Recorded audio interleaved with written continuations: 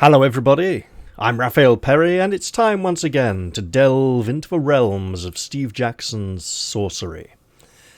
Now, it has been a little bit of a while since I played this game last and I keep putting it off. I also got really wrapped up in one or two other games and I had a bit of a backlog to clear, so I didn't want to record too much. However, it's now about 2 weeks until Fighting Fantasy Fest 4.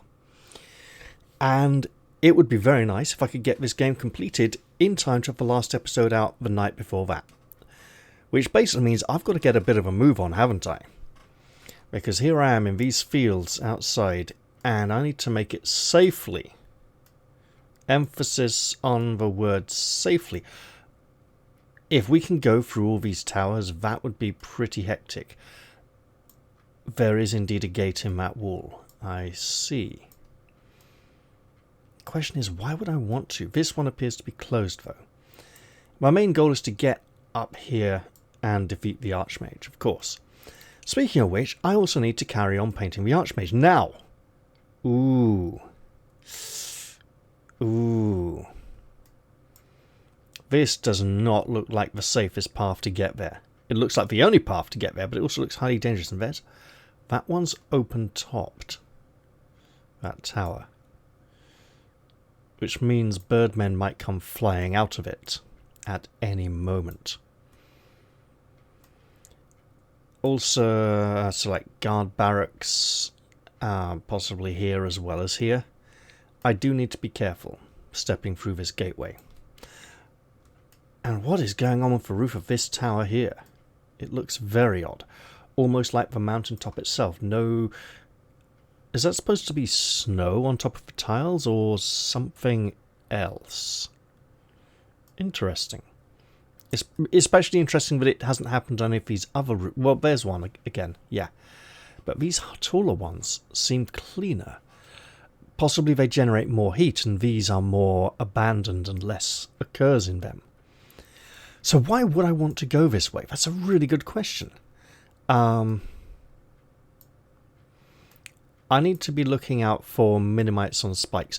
It is entirely possible that that precaution was taken only here at the main gate and not elsewhere within the castle. I am wearing my monk's disguise, which makes people think I'm a monk. It hasn't been particularly helpful yet, but it may still be... Well, no, I got to talk to the traders outside the gate. All right, let's carry on. You move onwards through the field of wheat. You stand in the shadow of the inner wall by a heavy metal door. The door is closed. As I mentioned, it's been a bit of a while since the last episode. Actually, almost 3 weeks, I think. Oof, didn't realise I'd left it quite that long. I thought it was more like 2. So I'm going to have to be recording multiple episodes of this and releasing multiple episodes per week, which means you lucky people are going to get definitely more than 1 episode a week. I can promise you that. Could be 2 or 3 episodes a week, could be even more, depends how this goes. And obviously, I'm going to be playing careful. I'm going to be playing to survive. I will look at the door. You look over the door. It is solid, but seems in good repair, as though used fairly frequently. It does not appear to be locked. Hopefully this won't... Look, if I walk through it without opening it, people are going to notice, okay? You try the door and find it open but stiff. Okay, I'll slip through. Don't want to draw too much attention to it, okay? If it's stiff and people are coming in and out, I should use it the same way they do so as not to attract attention. I will keep my disguise on for now. The door is open just wide enough for you to slide through. I will do that and perhaps it will slam shut behind me, preventing return to this location, but you never know. The door closes behind you. I called it! You're inside the city, and it's time to explore. Looking around, you are surprised to find that this part of Mampang is more like a city than you expected. There are merchants, labourers, and swaggering guards. Washing hangs from hooks outside the stacked houses. Of course, there are far more wicked glares and knives tucked into belts than even in Khare. The air moves a little around you, still icy but fresh. Suddenly you feel hooked fingers catch into your arm. I will turn around. I don't want to shake them off, because they may become more insistent. Draw my sword. That's escalating the situation. It might be flanker. It's not flanker. You turn around and catch a glimpse of a hoary old beggar pulling at you, but then something happens and you lose sight of him. A moment later, the buildings of Mampang that you have travelled so far to reach have disappeared. Is it a time beacon? Oh no!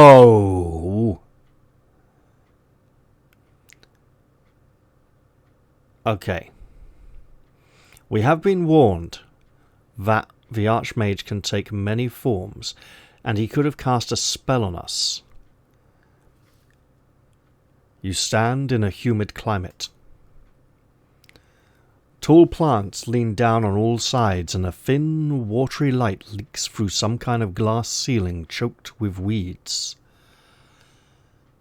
Libra's power cannot aid me here, if I am still where I was, and if not, if she's pulled me out of it, where am I? You look around, startled. The beggar is still here, but no longer holding your arm.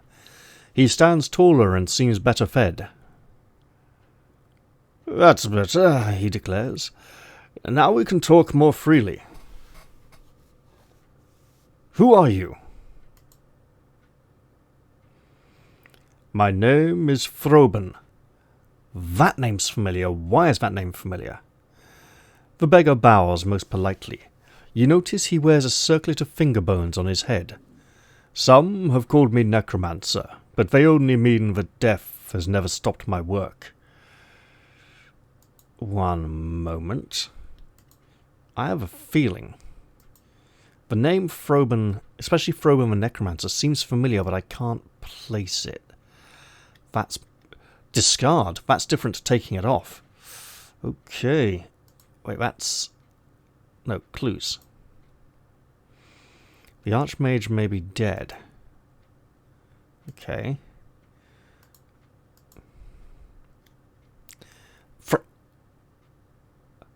Third spell that opens the Froben door is Spell of Invisibility.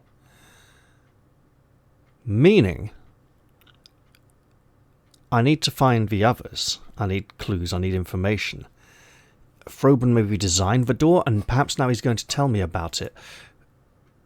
But if it's another 3 or 4 spell combination, oof. Okay, let's see what he has to say to us.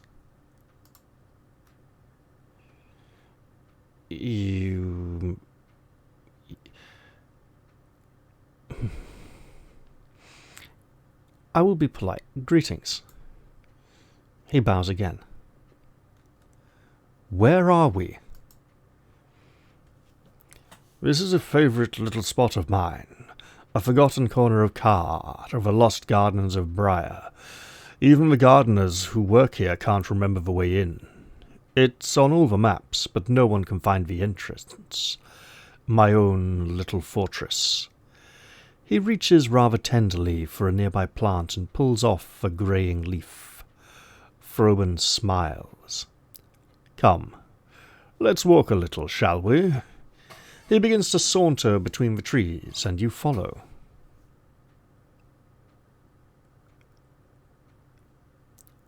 "What have you done?" "Moved us elsewhere," Froben replies, "so we can talk." "This place is hidden from the Archmage," you observe. "Quite so," Froben replies. "The Archmage would chew a death sponge mushroom and then eat my brains if he had the chance. Best for us all if that doesn't happen. Froben points to a nearby flower. Do you see this one? Purple thornweed. Only grows in one place. The slopes above my home village.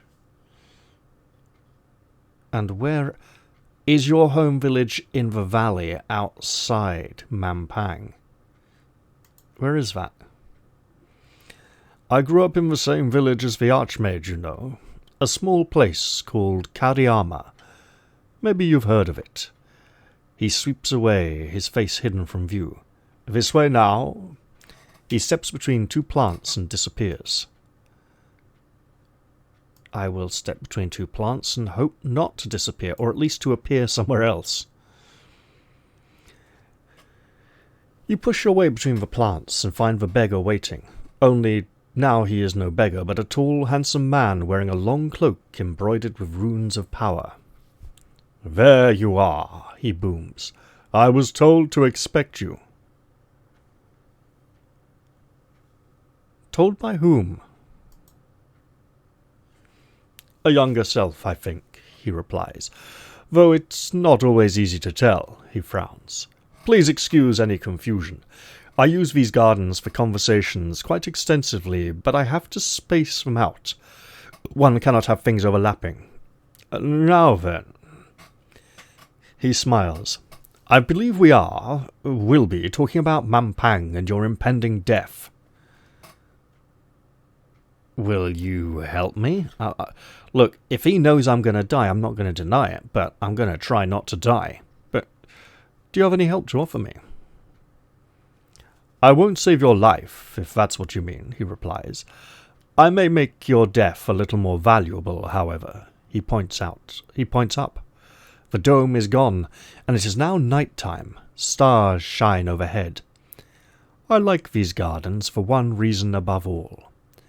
Can you see what it is?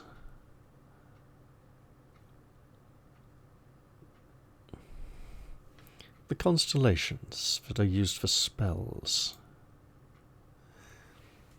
Exactly. He sighs with evident pleasure. Yes, the Z spell! Look up there, he declares, pointing. This is one of the only two places in Khare where the stars of the Z spell can be seen. The other is by the north gate, but that spot's rather too busy. Wait. Oh, the only two places in Khare, yeah, the north gate, where we didn't have the opportunity to cast it, but someone else did. What do you know of that spell? The mention of Zed makes you stop short. The secret magic, the most powerful knowledge unknown to all, apart from people who played the original series. What do you know of that spell? You demand. Zed, he intones, is the great discovery of the necromancers, a spell powered by and fascinated by death. Some thought it prevents death, but it does not. Quite the opposite. The stars of Zed cause a death of the most significant, final kind. And what kind of death is that? The true death, the absence. But the secret is too powerful to share openly. Please, he gestures at another path leading between trees as wide as bears that have fallen together to form an arch. After you. A future death because of the... I hope he does get to continue this explanation before we leave here. You slip onto the arch and arrive in a field of bright yellow and purple flowers, terrifically overgrown. Brambles choke the edges of the path. The man does not follow. He may be ahead of me already, or in the location. I will call out ever so gently. You call out, but hear no response. It seems you are quite alone. High above you see two harpies flying past, screaming at each other and pointing, but they are not coming for you. They are going for this tower over here. We've seen the harpies there. I will search for bushes and hope I don't get pricked by poisonous brambles and perish. You search for bushes but find nothing. There is nothing hiding here. Nothing waiting for you. I will move on. The beggar has abandoned you. It seems you must find the path back to Mampang yourself. Or cast the Z spell. Interesting that a necromancer would claim the Z spell results in death. You push forwards through the towering flowers into an area of cracked blue paving and fronded shrubs in glass pots. To your relief, the beggar is here once more. He looks older than ever. "Now you understand," he hisses. "Now you see why you have to die." No, I really don't. That doesn't make any sense at all. You told me a little bit about the Z spell and that was it.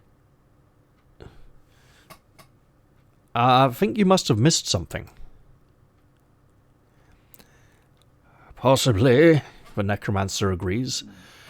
"It is hard to keep things in the right order when you are cursed as I am."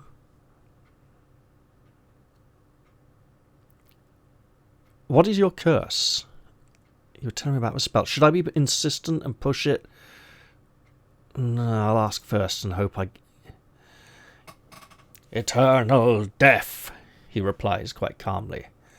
"The Z spell is difficult to cast, you see, because you can't cast it at once. You have to cast it at 2 separate times. 2 times, but 1 casting. Got it? Like left and right hands clasped together." He demonstrates linking thumbs and flapping his fingers like a butterfly. Yes, you do need to cast the spell. Targeted at 2 separate times.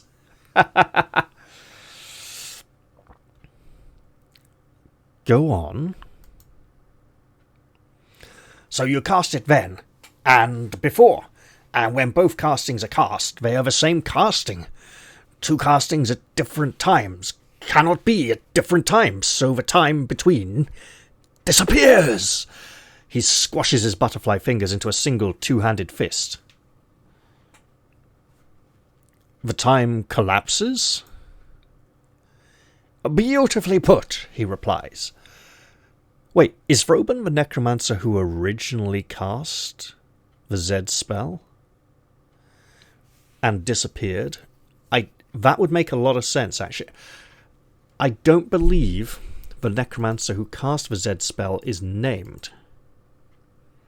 Oh no! Yeah! He literally is! In all recorded history, this spell has been cast only once, by a powerful necromancer from Froben, who was never seen again. So he's literally cast it more than once. Because he had to, you know... yeah.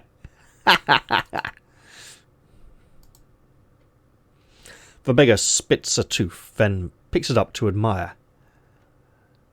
"Be valuable, that, one of these days," he remarks. I will take the tooth. You reach down for it.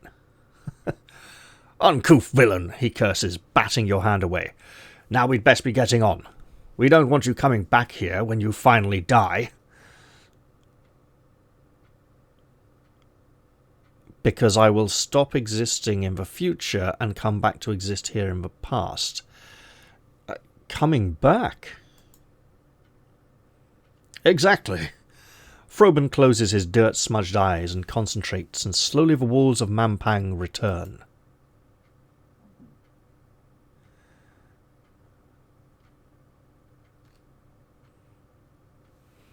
"There you are again," smiles the beggar, who is now back as he began. He lifts a crooked finger. "Not a word. There are spies everywhere. One last thing to do. Draw your sword.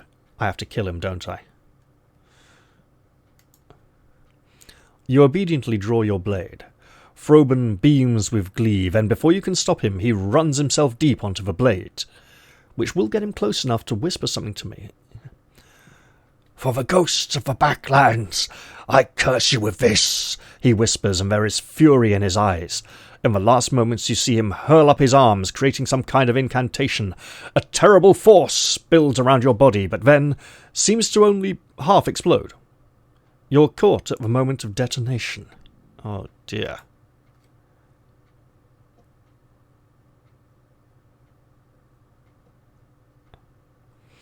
The explosion dies away, its force curiously unspent as though waiting, but you feel stronger for it. How is this a curse? That was a whisper, so he wasn't shouting it for other people to hear. Why do I feel bad about this? You look around, still disoriented. There is no sign of the beggar. A road runs past you, east to west. You must keep going. I will avoid that road and go in this direction. Because if there's a special spell puzzle gate I need to find the solution to, I need to be looking everywhere to try and find out everything I can, right? You continue along the road. The sun bakes the flagstones. You pass a side street leading off into a maze of smaller streets and alleys. Good place to hide, good place to get mugged. So I could come in here, maybe go around here, out this way. I kind of want to come back here on the return journey after exploring these towers because they look like a really stupid place to go.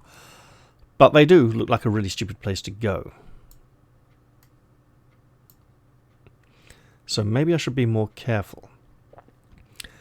The road leads away towards a ruined portion of the citadel. The sun has reached its highest point now. A ruined portion where perhaps people may have left old messages, clues and notes. When they moved out, they might have left some hints as to how to get through the magical door.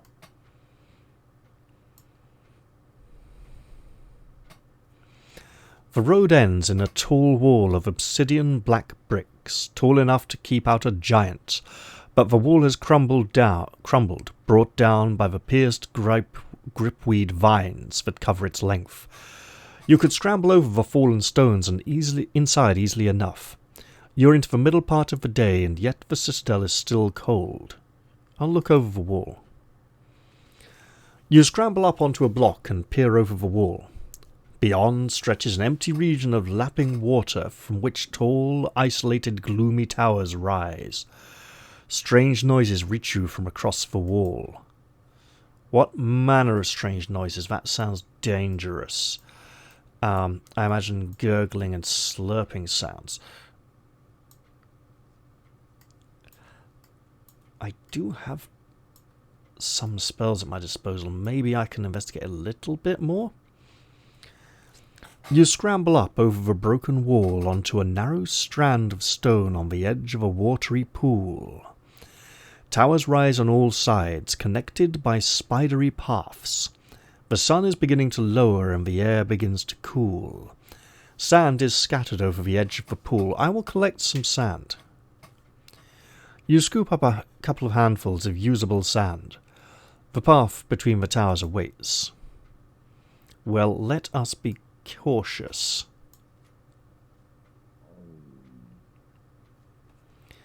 You leave the shade of the wall and follow the stepping stones out across the water. Everywhere the signs of ruin abound. Weeds crack the stones, turret roofs and buttresses have collapsed into heaps.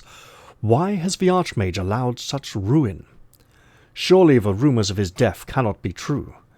What is this place? It looks like no part of Mampang you have yet encountered. The air itself is somehow different. There's a tension here. The air itself feels tightened, as though the world is stretched thin here, a taut drumskin pulled over a too-wide frame.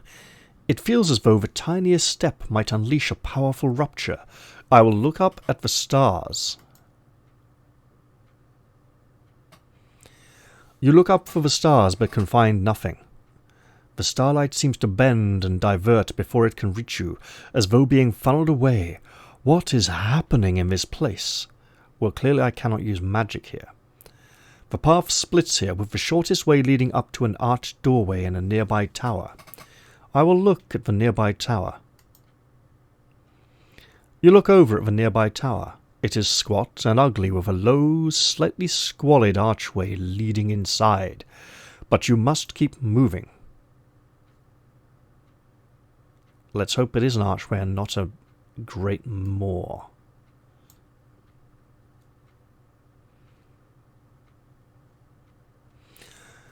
You cross the waters and push your way inside the crumbling tower without knowing what you might find. Once inside, you immediately break out into a smile. This tower might be gloomy, but it's certainly a relief from the ruin outside. I will look around. You have a quick peek around the room, this way and that. It is curiously dark. You pay special attention to the corners, hoping to find something interesting. A colourful spider, maybe, or some nice, juicy moss. You don't see anything, and after a while start to feel a little bit let down. The atmosphere of this place seems genuinely good for you. What a charming place! Oh, this feels like a magical effect. I'll look at the doors. I strongly suspect I should cast a spell, and cannot. You open your arms to cast a spell and end up falling over backwards and collapsing into giggles. Such a shame, but there's no one here to enjoy this place with you. It really is quite delightful. That's it, I'm leaving. You head for the door, but get distracted by the way the view of the world outside moves left and right a little as you sway from side to side. You are soon standing on the spot and just swaying. Clearly, this is some... Yeah, I'm going to have to pray. You close your eyes and attempt to offer a prayer, but end up singing a song from your childhood instead. 5 sight masters wearing spiky hats. The song brings a smile to your face and, it must be said, a tear to your eyes. They want me to sit down. They want me to sit down and die. This is really bad. Okay, I'll look at the doors. You look over at the doors. There is one behind you and one in front, and when you try to count them, you find out you can't quite manage it. It's probably because turning to look at one means the other one is behind you, so you can't see it anymore, and you can hardly count something you can't see. After all, eventually you decide that there are most likely 2 doors here, even if you can't really be certain. Pretty sure there was one. Why would you leave? This empty chamber is fascinating. You turn round on the spot a few times to get a full view and fall over. I want to leave. You have another try for the far door, though you are by now burdened enough. But you are by now turned around enough that you can't really be sure which door it is. Stepping out into the open, you feel a slight headache coming on, as though you had drunk too much ale.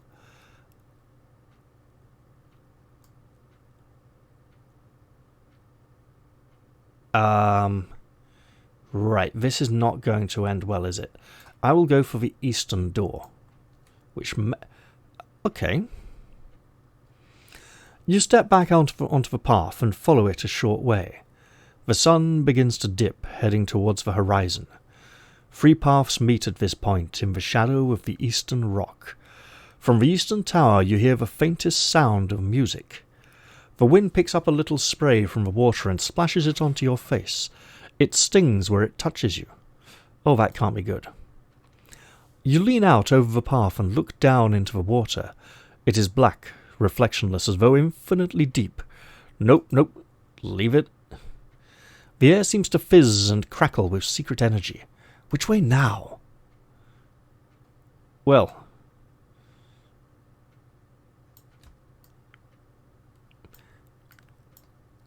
This entire area now is starting to feel like a trap, full of magical, forgotten energies, but I have a really horrible feeling there will be things we can discover. I will go into this tower. I should probably minimize the amount of towers I go... Oh. You enter the next tower nervously. This chamber is large, circular and peppered with dark alcoves. The floor is pure marble, as are the walls. In the centre, standing on a pedestal of rough stone, is a large stone sculpture of a ram. This looks like it may be some kind of trap. Study the sculpture. There's writing there. You pause to admire the statue. It is about twice your height, cut smoothly into the glossy rock. The craftsmanship is impressive, sculpted fur that looks soft enough to touch. There is only one flaw. The eyes lack pupils and are instead solid white orbs. Is there something I should do about that? You cannot shake the feeling that the statue is looking at you. The necromancer, Froben, did not give me his tooth. If I had the tooth, maybe if I hadn't tried to take it, he would have given it to me. I don't know. But if I can find his tooth in the future, I could cast the resurrection spell on it and meet him again, right? I'll look around the room. So this is one of the original illustrations, which means it is an original location, but I'm not sure these towers... I feel that the original Citadel was like lots of interconnected rooms. There was like an outer courtyard, I think, but this tower complex would have been more like chambers within the keep itself. Very odd. I'll look around the room. You search for room. Nothing moves, but the darkness in the alcoves might hide something. Across the room is a set of double doors, large enough that 3 ogres could walk through. Another doorway leads north, but the path in that direction has crumbled into ruin. I'll search the alcoves. You pick one of the alcoves at random to explore. It seems bare at first, more of a stone niche than anything else, but then you see something piled in the corner. Just then, the statue behind you moves. Its marble body groans with strain as its head lifts to face you. It shakes itself, the stone flaking. 2 blank eyes stares at you. It jerks and twitches as it raises a leg. It brings a hoof down into the stone and boom! The air shudders with the force of a single step. Boom! The ram descends from a pedestal, never taking its eyes from you. Boom! You shift your weight, ready to leap or attack, but the ram simply stares, unblinking and unmoving. Then it takes one more halting step, lowers its head and begins to charge. Wait for it, dodge sideways, face it head on. How would... So wait for it would be to dodge up...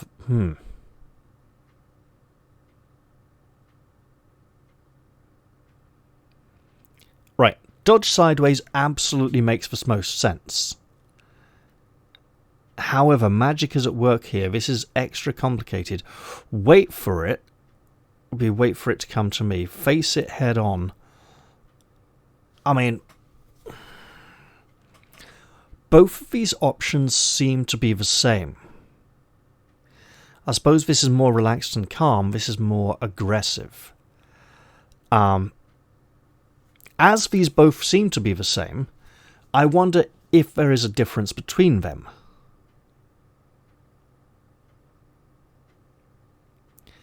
This does feel like the brave, honourable thing to do, but it also feels like it might get me killed. And that would be a horrible way to end this episode. This seems more thoughtful, peaceful, dodge sideways. I have a horrible feeling that dodging isn't going to work because it has a really good, it's got some kind of really good blind sight. Perhaps because it senses me on the floor. This just feels like a trap. This feels like a very wrong choice. Even though... Why are these two... So, these two should be the same, sort of, but not so... Okay, here we go. You stare down the ram, feet wide apart, trusting into your robust constitution. It slams into you like a landslide and you're thrown backwards by the force of the blow. Dazed on the ground, you hear the thunderous steps as the creature turns. I'll look around. Yeah, that didn't help. You look around just as the ram barrels into you once more. Caught by its horns, you are carried bodily across the room while the creature slams you into the wall. The marble cracks under the blow and you slide onto the ground, barely able to breathe. The thing backs off a short way, ready for another charge. I'll get up. You get to your feet, nauseous. By simply entering this room, you have sealed your fate. This is now a fight for your life. I'm going to run for the far door. You slip around the ram, heading towards the double doors, but it is too fast. You try to avoid it, but it smashes your shoulder as it rockets past. This creature will charge as soon as you even blink. I'll watch it. Maybe there's something I can learn from its movements.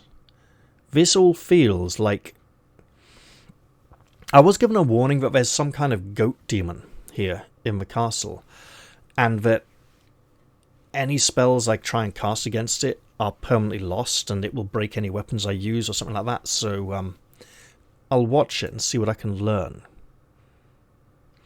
The ram has its feet braced, twitches slightly, which you now realise signals it is about to charge. You steady yourself as it begins to move once more. Leap left or leap right. I'm going to take a random guess and go right this time. Forewarned, you leap out of the way in time. The ram slams into the wall behind you. Crack, splinter of wood from the blow, and a huge slab of marble smashes onto the floor. Retreat from the room, go for the far door. I think I want to really get on that ramp, but it looks like I can't from this tower. The far door looks like there's no... Hold on. So I'm not going to get up. Far door is just to the water. So I will retreat from the room. But that's no progress. But it would allow me out to this one. And then I could come round here. Get to here. So I can get to the walkways from this tower.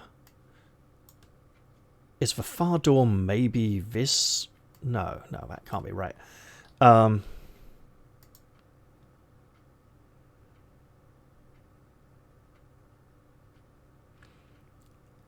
This feels really wrong, but I think I should press on. You dash across the space, covering the distance in the pace of 2 pounding half-beats. You tug at one of the far doors of the chamber, but they do not budge. Across the hall, the ram is shaking dust from its back. You have mere moments before it charges again. I'll tug at the door. You grasp the door handle, but it fails to turn. It's locked! You hear hoofbeats behind you and turn to see the beast is charging again. Prayer didn't work in the other room. Here it probably won't either. I'll try to dodge. Didn't work. Right. You try to dodge, but there is no time. Before you can even blink, the ram is upon you. It propels you into the far door, which cracks down the middle. As you struggle to stay conscious, the creature patters away in a wide arc, circling the room to gain distance. It's getting ready to charge, and I will leap away. I don't feel I have an item that is useful here. Or if I do, I don't want to lose it. That didn't work. You tense your legs to leap, but the ram is wise to your movements. With a furious burst of speed, it is upon you. Before you can even blink, and you're slammed into the door with a bone-shattering crush. A huge section of the door breaks free from the force of the ram's blow and falls right on the creature's head. It staggers back dazed, and I am jumping through that hole. Leap on the ram's back! Suddenly this seems like a really crazy, stupid, good idea. Also a suicidal one. You vault through the now broken door, only to have it shatter as the ram lands once more. One more desperate charge. You land in an explosion of wood and stone on the other side of the door. The door behind you is now in splinters, but the ram stands on the threshold with barely a scratch. I don't think it's going to leave the tower or go far from it. I'll look back. You look back and see the sleepless ram has indeed stopped moving, its unblinking gaze still focused on you.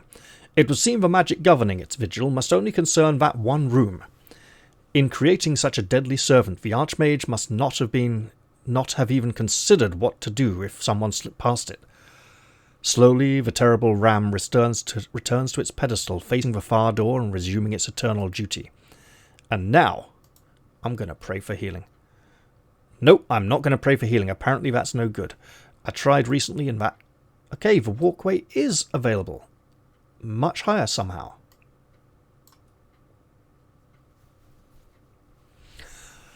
You stand atop a short walkway between two towers. The wind picks up as the evening draws on. A stone archway passage holds a doorway, but the door has been bricked over. The work looks shoddy and rushed. Do I have something in my pack I can use? You open the pack and pull out the spear and begin to scrape away at the dusty mortar between the bricks. It comes away quickly in clumps. For just a moment you catch the sound of muttering coming from somewhere nearby. I'll listen. You press your ear to a gap in the mortar. You hear grunting, scratching and the tearing of flesh. There is a thump as something is thrown against the wall and what might be a bone snapping. Oh, that can't be good. Charging at the wall seems like a really bad idea. Kicking it is going to be loud. Look, it's more likely to get me through. Rest a while.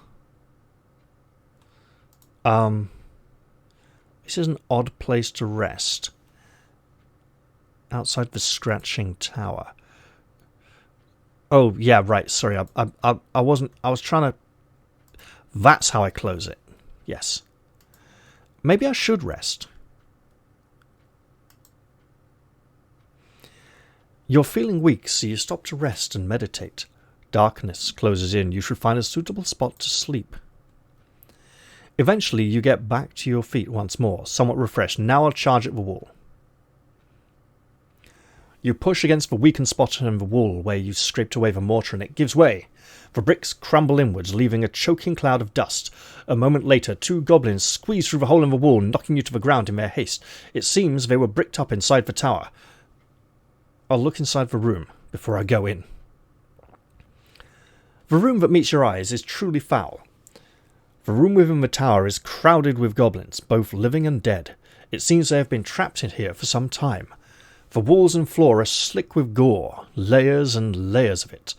The goblins themselves do not seem to notice you. They are too busy rolling this way and that, fighting.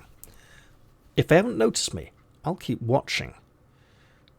But if I wait too long, they may notice me. As you watch, a new goblin pops into existence, quite out of nowhere. She whips her head around in confusion for a second before being tackled to the ground by three others. They snap her neck and tear into her flesh. They eat her raw.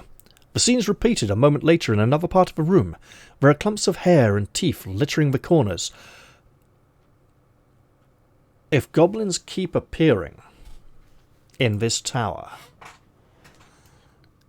what will happen to me if I go in there? Will I disappear and reappear? I could be constantly attacked by goblins. This feels very bad, but if I back away, where would I go? Back to the Tower of the Ram? I can't do that, so I must press on. Stealing your courage, and with your hand at your sword hilt, you step inside the foul-smelling tower. Apparently with a very dry throat. The Goblin Room. What else could it truly be called? Ha ha ha ha. You step into the chamber. The smell is worse than you could have imagined. A few of the goblins look up from their rampant cannibalism to stare at you with slack-jawed expressions. How long have they been stuck here? Look around the room, attack, cast a spell. Look, they'll attack me if there's going to be a fight. Casting a spell, this is a no magic area. Well, there's a lot of magic, but I can't use any of it. It would be really nice to cast a spell, but you know what? Maybe I can. Ooh! Gack, gack, gack, gack, gack, gack, gack. No gack? No gack? Oh, I wanted to scare a goblin. Foff for a force field. Dud would illusion of treasure. In their cannibalistic state, I'm not sure they'd really appreciate the treasure.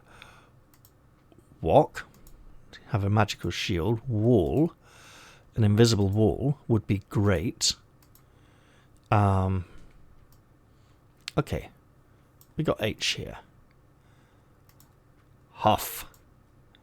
I've got a gale horn. It could help, could blow some of them away, could blow some of them out of the way and let me through. Hot, big fireball, burn a lot of them. Trying not to use stamina, so item spells Gack. Gack. Gack!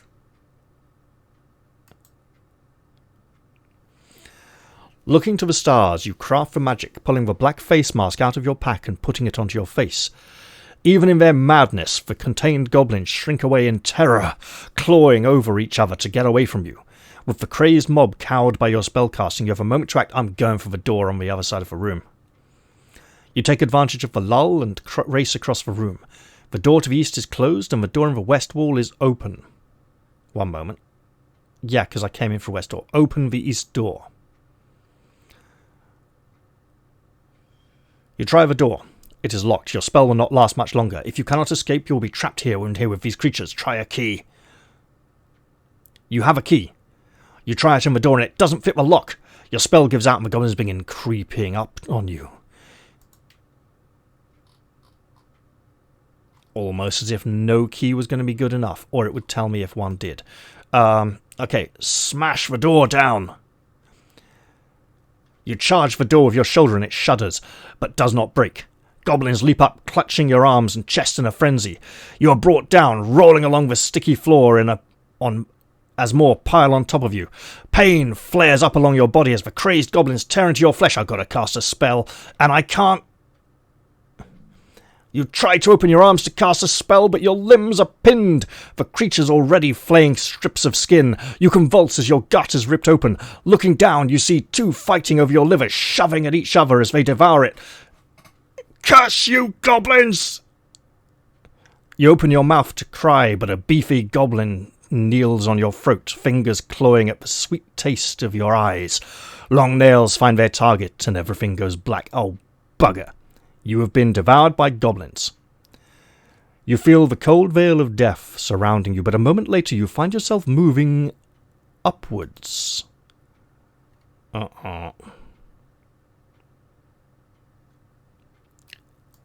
Z.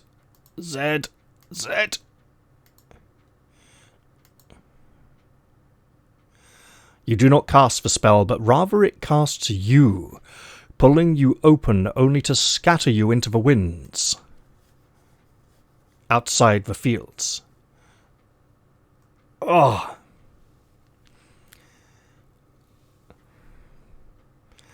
Then you hit the ground in one piece on the road outside the door to the wheat fields.